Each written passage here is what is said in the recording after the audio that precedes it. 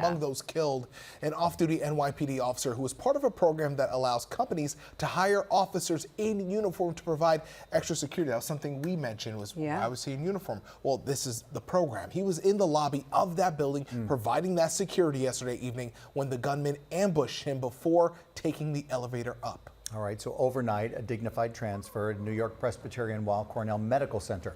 Eyewitness News reporter Jaysha Patel will pick up our coverage across the nation for this story from the neighborhood where that officer lived. Jaysha, what's the feeling there this morning? I can only imagine that it's pretty somber.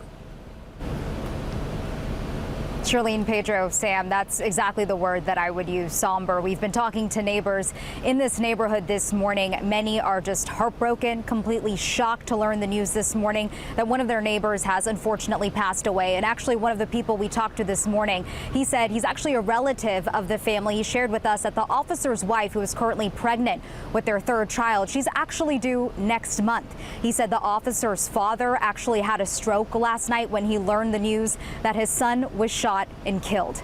This is a picture of that brave NYPD officer who was killed yesterday. He's 36-year-old Didarul Islam. He was on the force for 3.5 years, and he's an immigrant from Bangladesh and was assigned to the 47th precinct. He was married and leaves behind 2 young boys and a wife, like I said, who is currently pregnant with their third child. Around midnight, officers lined up as Islam's body was transferred out of New York Presbyterian Weill Cornell Medical Center. And yesterday he was working a private security detail assignment when that shooting happened. He was wearing a uniform which would have included a bullet-resistant vest, and he was carrying his weapon. But he was ambushed by that gunman in the lobby of that building. Officials identified the others killed in the shooting as 2 men and a woman. We learned the woman killed is a Blackstone employee named Wesley LePatner, and the 5th victim remains in the hospital this morning, believed to be an NFL employee.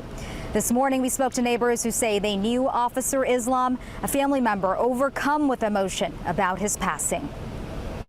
Really, I was very upset for that news. So, actually, we not believe he's passed away. They're very nice people, honestly speaking. Whenever we see them, just greet them, and they're very nice, quiet people, don't bother anybody.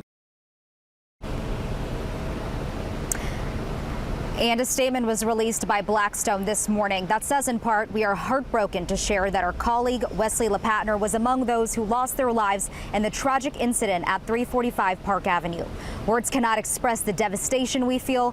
Wesley was a beloved member of the Blackstone family and will be sorely missed." Back out here live, as for that 5th victim who's in the hospital, they are in stable condition. We spoke to Islam's family member this morning that says they're working on funeral arrangements currently. Live in the Bronx, Jaysha Patel, Channel 7 Eyewitness News.